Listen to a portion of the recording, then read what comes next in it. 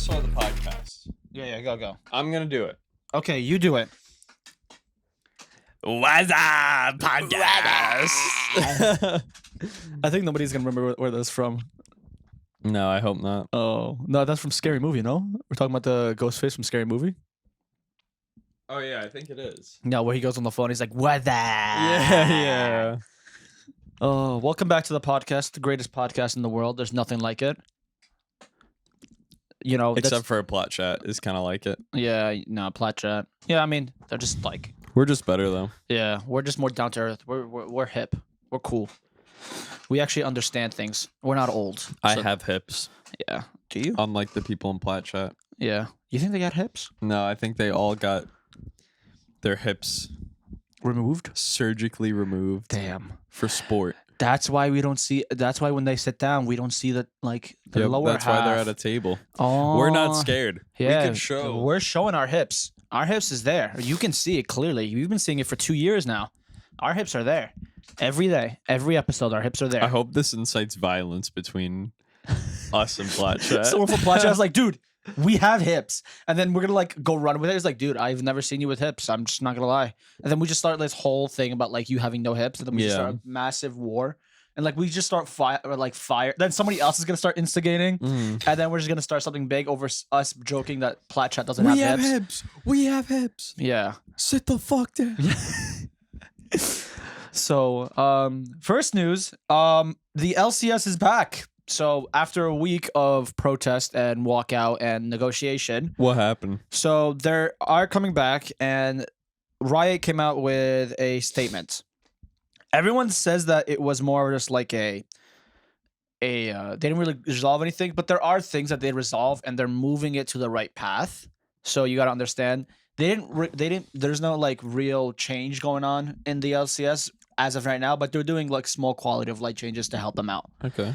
So I said, this is what I'm reading. TLDR, the 2023 LCS summer split begins Wednesday, June 14th, the opening weekend, presented a MasterCard, whatever.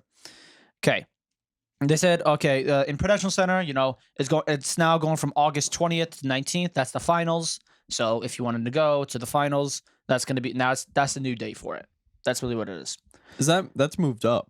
I think that's moved. I think moved back. I think it's moved back a bit. Okay. I think August because they're trying to catch up because they had like a week of just no games and stuff. I think they're trying to catch up.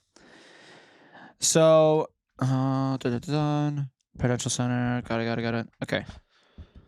I think the LCS Player Association came out with a tweet regarding that. Let me see if I can read it. This was a day ago. So they were talking. Essentially, what they were talking about is they wanted to like make it where they wanted to essentially bring more attention to the NACL. So, which is like the Challengers League. If you guys don't know, if you guys haven't caught up, essentially, Riot removed the NA Challengers League or removed the requirement for the tier 1 for the orgs, Franchise teams. for the franchise teams to get to have a Challengers League. I think the only teams that stayed was FlyQuest, Liquid, and EG. They're the only teams that actually stayed in the NACL. So kudos to them. So now players are like, "Yo, what the fuck? You're just killing the NAC, and we have no development there. What's going on?" Mm-hmm. So then they had a walkout. There's a 2-week suspension for the game until they discuss it. A week later, they said, "Okay, you know, we resolved things. Here it is." So here's a summary of the terms of agreements since the walkout. And so it's a lot of like, you have to read it because like if I go over this, I'm gonna try to briefly explain it. But I advise everyone to go to their page, the LCS Player Association, try to read it and really look into it. But essentially, what they're doing is when a player gets terminated, they have a 2-week notice. So essentially, instead of you getting terminated right there and then, you have a 2-week notice. They're committing to $300,000 to help challengers teams to keep them afloat, you know, because it's expensive. So and then they're increasing healthcare in there. There's a 30-day notice with all the teams. Like they essentially they didn't do any of the requirements that or like any of the demands that the players wanted, but they added some stuff where they're trying to move into the right direction. So they made a good argument, okay? So kind of League kind of fucked themselves over this. They can't make relegations in League. It's not possible because each slot apparently is 10 million. I thought it was a million, but it's 10 million each slot. So they can't just get relegated. It's unfair. So League kind of like shot themselves in the foot there. And now they're just like, they just can't. So they're like, we can't just change it. They already spent the money. That's fucked up on our part for them to do that. Is it 10 million per year? It's 10 million just to stay there, just overall. Yeah. So it's 10 million just to buy the slot. So that's why it's they're like, hey, we cannot do a relegation system. That's not possible. Yeah, because what if the team that it would be swapped in doesn't have the cash? Then it's like, then what happens? Exactly. So like they kind of fucked themselves over, and that's why they kind of fixed it with Valorant, which there is a relegation and promotion but system. It's free. It is a free. So like yeah, free, but like of course there's a mandatory salary you have to pay for the players. So like free, quote unquote. So I think the players agreed. I think they also said 90% of the players decided to go on the walkout. So it wasn't 100%. So some players actually still just wanted to play. Mm-hmm. I think Doublelift kind of got a lot of shit for it like during the week. Oh, what a surprise. He got a lot of shit for what he said. So I don't think so he understands what a walkout is or a protest. So I'm just assuming he doesn't know what that is because the things he said was kind of stupid. He was like, yo, to be fair, he was on stream playing League and he was like, hey, I was like, out of all this, like if Riot's threatening to cancel the League, that's 50 people out of a job. That's big deal. That's affected everyone. If I have a choice between the NACL staying and being prosperous or us not playing, or us playing, I'd rather have us playing. And then everyone's like, dude, you literally are like the biggest player in the league. Why are you saying this? Yeah. Because you lost all leverage of what you had. Mm-hmm. So then he got shit for it. And then everyone, like, it's crazy because I'm like, that's not how a fucking walkout or protest works. You can't be saying shit like that. Yeah. Like, you have to, like, stand strong for what you do. Like, and so he got a lot of shit for that. And I kind of got annoyed. I was, like, annoyed too. I didn't say anything, but it was kind of annoying because I was like, you clearly don't understand what a walkout is. Yeah, or like, even if you do think that way, which is fair, honestly, like, I mean, like, but you're really gonna like go against everybody, like, basically your colleagues. Like, you could think of even the people as on the other teams as your colleagues. Yeah. You're just gonna stand against all of them. I feel like that's just not good, like, press for your career, being known as the guy who didn't support his fellow players, you know? Like, even if you do think that way, it's like, I think like that I guess it's fair. It's like, would I rather keep my job or would I rather not keep my job? Like, but yeah, to just like go against your colleagues like that is kind of, I feel like that's not great. Not a good image to have. Yeah, that's it kind of is annoying because like if you look at unions and look at union strikes, if you look at protests, if you look at walkouts now, they all just stand strong because like the company is getting fucked over in the end of the day. Mm-hmm. And so like that's what you need. I don't know if that was maybe the turning point and that showed like, hey, like they have now no leverage after Doublelift said that, but you kind of have to kind of say it's like, yo, that's kind of like, you can't be saying shit like that. Yeah, you can't say that out loud in the middle of the protest. Yeah. Like at the end, you could be like, maybe I was a little worried about my job. But during it, that just makes your case look worse. Yeah, that's like you being in a lawsuit and saying that like you being sued or you being caught that you got murdered. And then this entire time you're like saying, bro, I didn't do it. Then you go on Instagram Live, be like, you're like, I might have done it, guys. I might have done it, but like, I'm not going to say I really did it, but I might have done it. Yeah. It's like, dude, the lawyer just then is like, what the fuck? Mm-hmm. So, like, you have to understand, like, when you're in a walkout and there's a strike and you have to do anything, you have to, like, stand strong in that. Because if you even let that slip by, or if you let someone who, like that slip by, all leverage, all strongitude, all, like, intimidation is gone. It's out the window. And I feel like, I don't even know if that maybe was the reason, but you can you can read the post, but it kind of felt also like the players were like kind of disappointed, but they were like, at least we're trying something. It's better. We didn't get what we wanted, but we're trying, but it's like kind of disappointed. Mm-hmm. So I hope that LCS actually lives on because like it is kind of sad that like the whole league is just like a joke. The NA league is a joke. I mean, you look at other. I mean, you could talk about CS, NA's shit, but I don't know if you look at any other games. I feel like the NA scene is like really still prospering and still really good. Like if you look at all the fighting games, there's always an NA. Like at least there's at least 2 to 3 NA players always in like top 8s of major tournaments and all that. And like you look at Valorant, we have one of the best teams in the world. So like it's kind of sad. It's nice that we're good at a shooter. Yeah. We're good at least some of us are good at a shooter. Except CS, unfortunately. We're just not good at that. That's the only shooter we're not good at. You know what? I'm really hoping that when CS2 comes out, it kind of revives the NACS scene. I really hope it makes people excited to play Counter-Strike again. Yeah.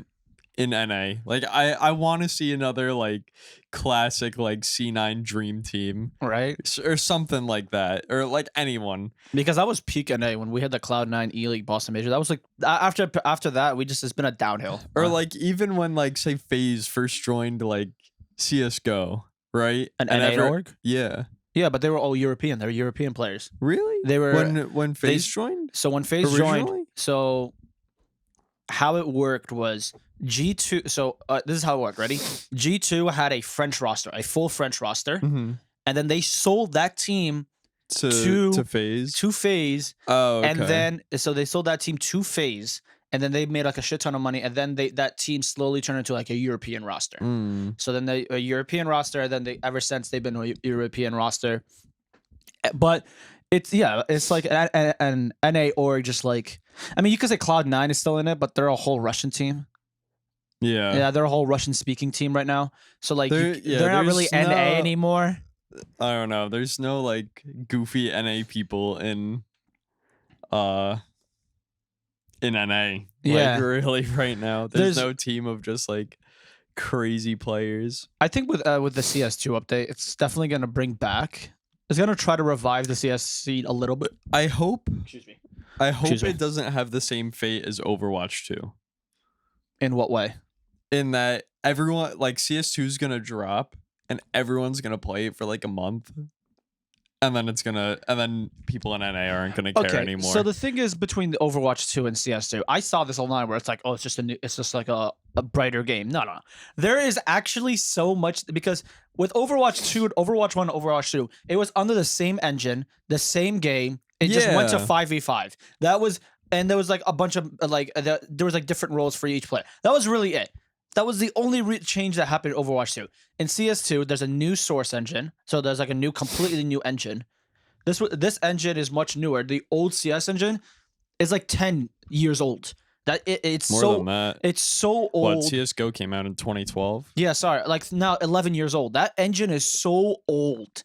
Like it literally, like map developers were like, "Yo, this is like we can't even like make really good maps. It's not fun to work in this engine. It's not fun to work in this engine. We can't make like a really good maps in this engine because it's so old." In CS2, someone made a new map and made half of a new map in a day, compared to what it would take him like a month or so to make it in the old engine. So it's completely different. There's updated tick rate. So if you don't know what tick rate is, it's when the time you press the mouse and the time that it travels to the screen and the gun shoots. There's details, but I'm gonna dumb it down for you guys who don't know what tick rate is. Okay, they updated tick rate. Like ping, yeah. It's like and then ping is involved. Yeah, there's a whole thing going on. So that's what tick rate is. So they updated it. It's still when people who said they play it, it still feels like 64 tick, but it feels like a little bit more than it feels. If people joke around, it feels like 84 tick. So it's like between that. But well, because you got to think about it, like let's say ping is like what FPS your graphics card can make, but like tick rate is like your refresh rate of your monitor, right? So that's fixed, but like your ping can fluctuate. Exactly. So like if your ping isn't the best, but the tick rate is still good, it's like if this monitor displays 166 hertz, but my frame rate of my graphics card is like or that I'm able to output is 120, I'm not gonna feel 166 hertz on this monitor. So that's kind of like what ping, like if you have high ping but the tick rate's so good, it's still not gonna feel like amazing. I feel like the old like tick rate is great for like super close regional play or LAN stuff.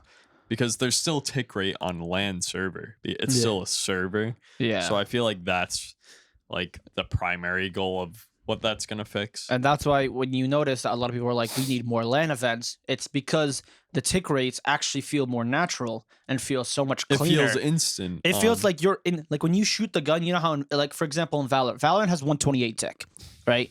But you have ping. So, but that's why when you saw people first going to LAN, everyone's like, wow, the gun shoots instantly.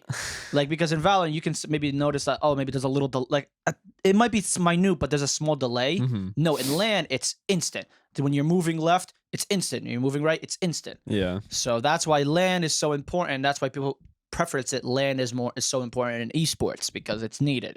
Everyone is on the same playing field. The only difference now is just your skill. That's the only thing that defines it. And with CS2, it's now they said it's something called a subtick, which by the way they have not explained what a subtick is. People just say it feels like 64 tick, so they're just making it fancy. I don't know why it's 2023 and they haven't made 128 tick on a regular MM server. And expensive, I don't know. They said the skin market would skyrocketed when CS2 came out and people got beta. Because all the skins look so good in the new game. Oh, they look so good. I mean, because yesterday they came out and they said they're releasing more invites now, so anybody can get invites now. Have you seen like they updated Mirage in the new engine and people are losing their minds? Yeah, it's on the beta. So if you have the CS2 beta, it's Mirage is on the it's on playable now. Like people are going into a palace and they're like, the floor is shiny. And it's like, I think it's really funny that like if like you're used to just playing CS:GO, of course it's not going to look that great, but it's like now they're finally implementing like today's tech and like I don't know if it's ray traced, but like ray tracing looking graphics in the Counter-Strike and people are losing their shit. The floor is shiny. Or like on Mirage, you know how there are the two like vents? Yeah. If you can shoot between the cracks in the vent now. I saw that. That is insane. So people, I seen some clips where people like you know that one that looks into market on B site. Yeah. People are like hiding behind that, and if someone walks into market, they just pop them, and like you can't tell if someone's through the vent on the other. That's insane. Like it looks like some Rainbow Six shit where some guy's looking through a hole in the wall that's this big. Like, dude, I saw that because I was like, that is crazy. And stuff like that is so like sick to see because on the old Source engine, it's just like one big block. It's like the hitbox. It's a square, and you shoot anywhere in that square, the thing's broken. Yeah. But now you could like be sneaky about it. Yeah. So if you have like an M4A1S, and then you could just like hide behind it, one tap someone, and be like, "Where the fuck did I just get shot from?" Or like someone could sneak up there through the ladder room and wait while like CTs are rotating, and you could probably get like one or two people if they don't clear it. So, but then, like it might be like a meta thing to like off the rip just shoot the thing so that you could see. Also, there's like they kind of removed one ways in a way. Where like one ways are like almost non-existent in CS2 now. Yeah, because of how the smoke moves now. It's dynamic, so like which meaning is it just fills up the entire area. So if you played Mirage and people have lineups to throw smokes into window to get it perfectly, so there's no one ways. Now you just throw that shit in there, it's automatically all covered up. Mm-hmm. There's no one ways, there's no hole. It just covers up, mm-hmm. so it makes lineups easier. Because so like I mean in competitive, does the smoke fall now? What do you mean fall?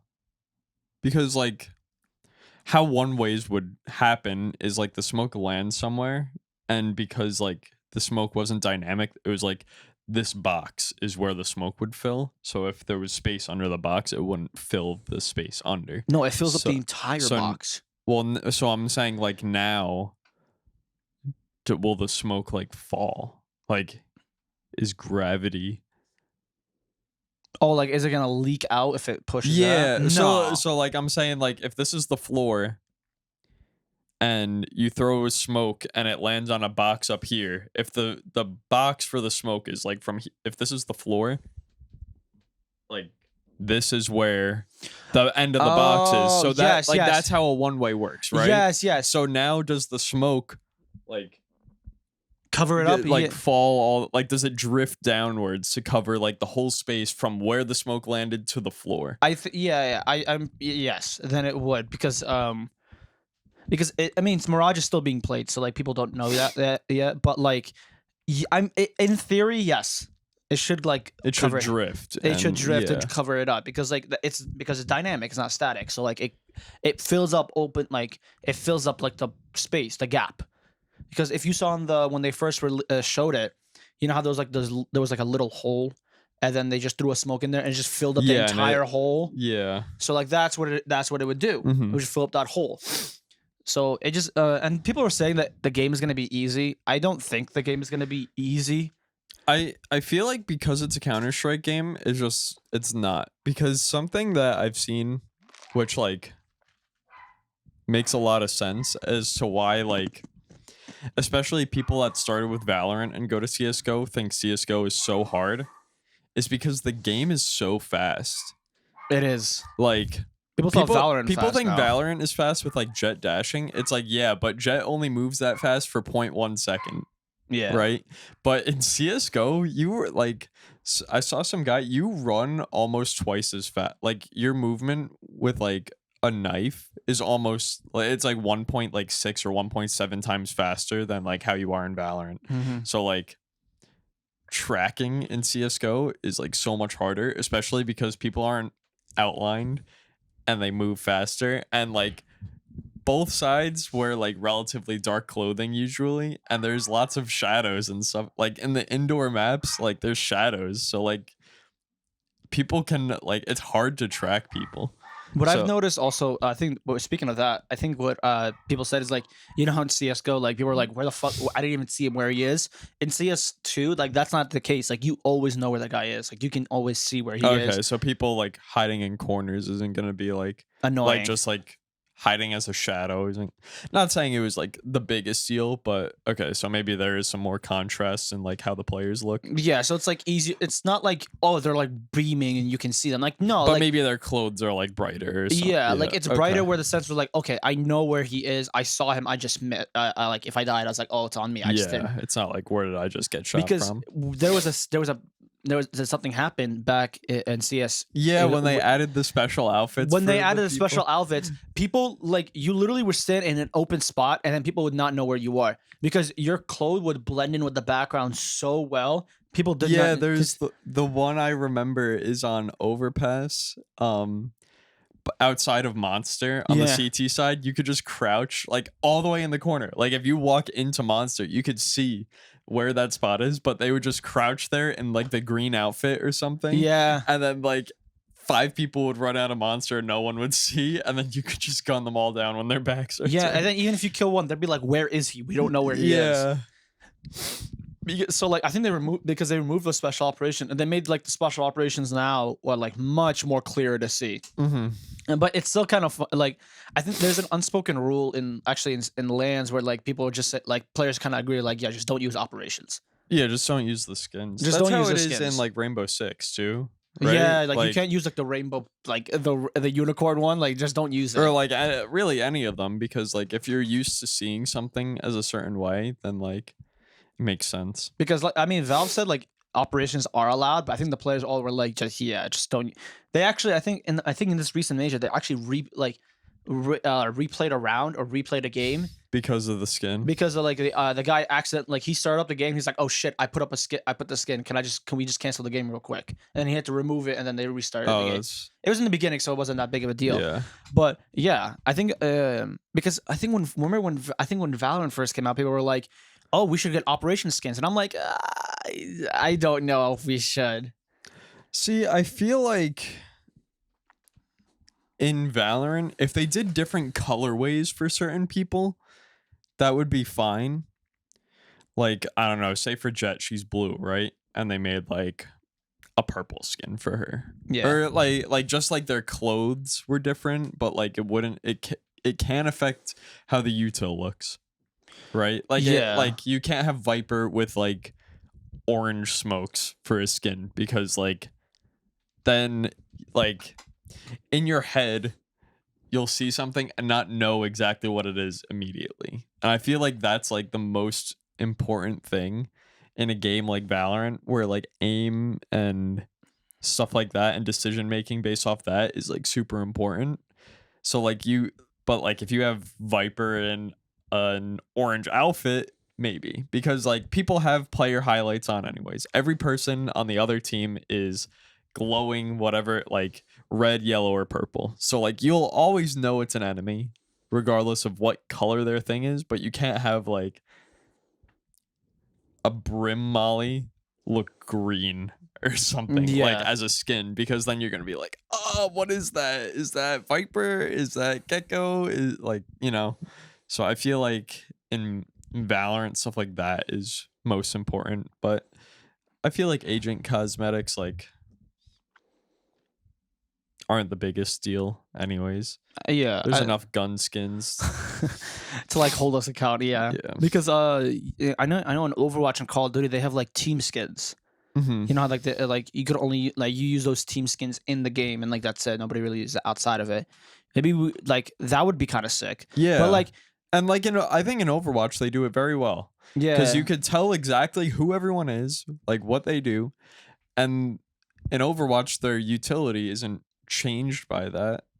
So like I would like to see maybe like if they you know how like they all have like t-shirts and like pants, maybe like if they made like if they just put like the logo of the teams on the pants and the shirts, because like you wouldn't change much. For example, if you put like a set, like if we look at like Phoenix, like I think he has a shirt jacket, you could put like a Sentinel's logo on his like pec right here, and then it would just be like, okay, just like symbolize like, you know, that's Sentinel. And make his jacket like the inside red instead of orange. Yeah, and like it's not like nothing like crazy. His highlights are red instead of orange, and he has a Sentinel's patch. Yeah, like something simple like that. I think maybe if you added something simple, just only for official games, it would be like kind of cool, because like you can tell like, I mean, it wouldn't like change the game that much, but it would be like, you know, like a nice little touch. Just be like in official matches, like, you know, hey, Sentinels, Cloud9, boom, this is all the color right. I'm surprised they haven't made either gun skins or gun buddies for teams. Yeah, because in League they have that. Well, in League, yeah, if you win Worlds, your team, like the agent or the champions that you guys like won with, get special skins for that team. They should do that for guns. Like, I feel like in like the champions bundles are cool and stuff, but I would love to see like if, I don't know, 100 Thieves wins champions, there's 100 Thieves skin line. And then each player picks which gun they want. For example, if like Asuna wants a Vandal, Cryo wants the Op, someone wants a Bucky, and someone like memes and was like, I want it on an Odin. Yeah, like that would be so cool. And then they just sell that, and then the teams get like a percentage of the money for it. Boom, like it's a win-win for everybody. I think because there's so many 100 Thieves fan, like everyone would buy that. And like because the past two winners have been Ascend and Loud. So like imagine that, and they pick up like 5 guns. Like, all right, you guys as a whole pick 5 guns. And we'll just make a skin line for them. And then we'll just work with you guys to make a skin line. Because the world skins in League are sick as fuck. Yeah. Because they have their old animation. They have like, even like the recoil, like when you recall back to base and everything. The whole animation for it is sick as fuck. So stuff like that, I would like, that would be sick to have. I feel like, I don't know if they were just waiting for franchising to start to do it, but they haven't announced anything. But they should, like, I feel like this Worlds, they should announce it. I agree. Because, it's in California. Would you be down to go to California for Worlds, for Champions? For like, when is it? Probably like around. If Masters is happening in a week or so, then that's another. We have to have LCQ for another like 2 months. Probably like September, October-ish. We'd go for like a 2 days and then come back. That'd be sick because we're going to Prudential. For LCS final, because you know, where it's not getting canceled now. Are tickets on sale yet? No, they're not on tickets. I think the 17th. They're on sale till the 17th. I think that's what I saw, if I'm not mistaken. Actually, let's look this up live now, because I saw them make a tweet about it, like the sales tickets and all that. So, returns to summer split, return of the LCS, and then they announce when we can buy tickets. No, they just may announce that stupid shit. Wait, tickets available now? Not available now. I think if they were available, they would be available like. No, this is during the regular games. This is not towards us. Yeah. Okay. This is just, but I think it's like the 7th. I think I saw like a date with the 17th of July.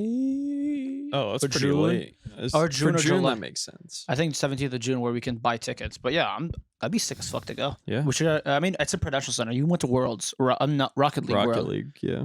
So it's good. yeah, It's a good venue. It's big. Yeah, hopefully. So if any of you guys are there, let us know. Hit us up, and we'll be there. I think that's all the news for today. I think so. Alrighty, boys. We love you guys. Bye-bye. Bye-bye.